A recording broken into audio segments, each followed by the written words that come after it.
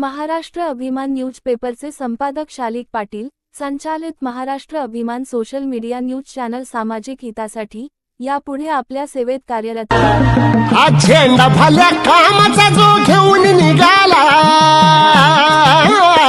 हा झेंडा भल्या कामाचा जो घेऊन निघाला, अरे काट कुठं वाट म्हणजे पोचती त्याला, रगत निघल गरीबी हसल शाबास याची, रगत निघल गरीबी हसल शाबास याची, तू चाल पुढं तुला रगड्या भीती कशाची, परवा भी कुणाची, मन शुद्ध तुझं गोष्ट आहे पृथ्वी मोलाची, पृथ्वी मोलाची, हा पृथ्वी मोलाची, मन शुद्ध तुझं गोष्ट आहे पृथ्वी मोलाची, तू चाल पुढं, तू चाल पुढं, तू चाल पुढं तुला रगड्या भीती कशाची, परवा भी कुणाची, मन शुद्ध तुझा गोष्ट आहे पृथ्वी मोलाची, हा पृथ्वी मोलाची, मन शुद्ध तुझा गोष्ट आहे पृथ्वी मोलाची, तू चाल पुढं तुला रगड्या भीती कशाची, तू चाल पुढं तुला रगड्या भीती कशाची,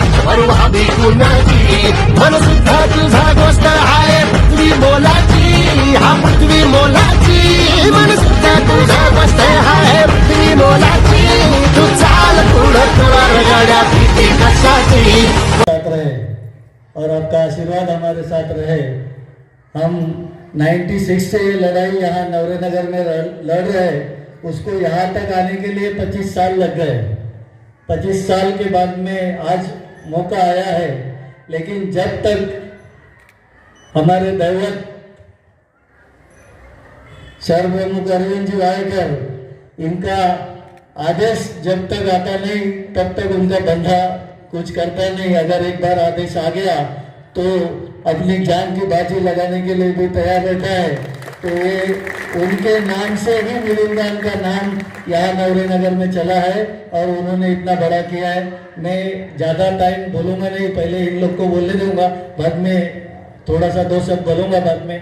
मी संजयजी सावंत यांना पण विनंती करतो की त्यांनी आपलं मार्गदर्शन आणि जी वायकर आमच्या मासाहेब आणि आताच्या भावी नगराध्यक्ष मनीषाताई वायकर यांना विनंती करतो की यांनी आपलं मनोगत इथे व्यक्त करावं आणि आम्हा सर्वांना आशीर्वादाच्या मार्फत आपला शुभ आशीर्वाद द्यावा हीच विनंती करतो।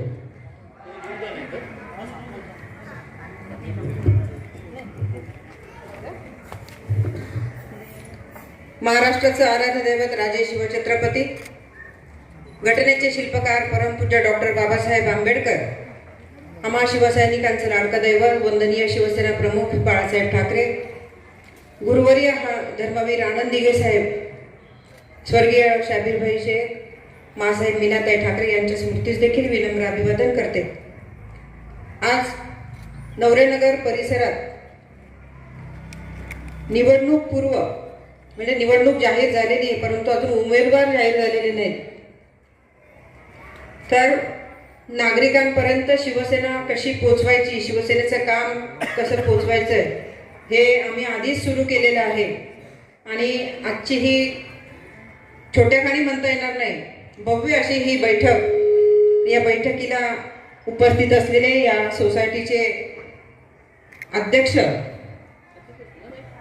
अध्यक्ष इंगळे साहेब आणि माजी सेक्रेटरी चव्हाण साहेब, मंचावर उपस्थित असलेले आमचे शिवसेनेचे उपशहर प्रमुख संजयजी सावंत, आमचे युवा सेनेचे गणेश आयवळे, त्याचबरोबर या अंबरनाथची शिवसेना जी अबाधित राहिली, आज अनेक वर्ष संघर्ष करून या अंबरनाथमध्ये शिवसेना ज्यांनी टिकवली, ज्यांच्या खांद्याला खांदा लावून त्यांनी आजवर साथ दिली, ते अण्णाचे सारथी आणि स्नेही महमूदभाई शेख सय्यद, त्याचबरोबर या विभागाचे धडाडीचे कार्यकर्ते, विभाग प्रमुख मिलिंदजी गान, या शहराच्या महिला उपशहर संघटक चंदाताई गान, त्याचबरोबर आमचे संजयजी सोनवणे शिंदे, उपस्थित सर्व माता बंधू आणि भगिनींना, जशी निवडणूक जाहीर झाली, नगराध्यक्षपद महिला राखीव झालं,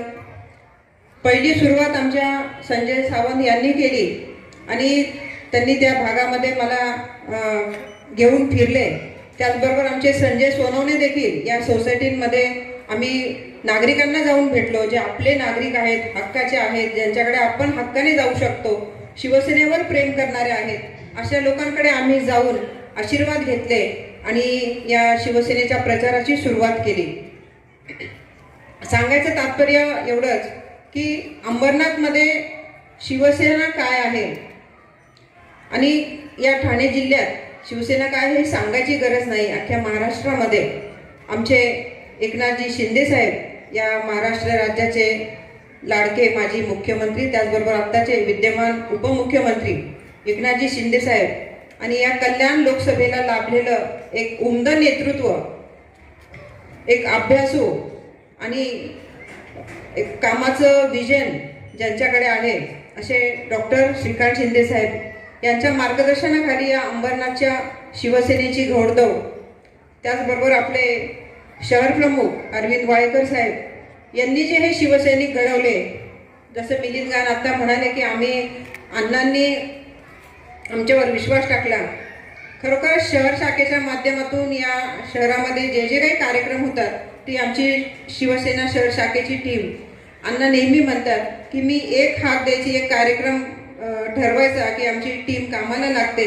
आज तुम्ही सगळ्यांनी बघितलं असेल या निसर्ग ग्रीन या सोसायटी, जी नवीन सोसायटी झाली त्या की कल्याण बदला आपलं बीकेबिन रोडला एक भव्य असा स्ट्रीट फेस्टिवल आपण त्या ठिकाणी घेतला आणि स्वतः मुख्यमंत्री असताना शिंदे साहेब त्या कार्यक्रमाला आले होते आणि त्यांनी त्या कार्यक्रमाचं भरभरून कौतुक केले. जवळजवळ 50,000 नागरिक रस्त्यावर उतरून त्या कार्यक्रमाचा आनंद घेत होते आणि एवढा मोठा कार्यक्रम यशस्वी करण्यासाठी आमचे सर्व शिवसैनिक, महिला पदाधिकारी, आमची युवा सेना या सगळ्यांनी त्यात मेहनत घेतली.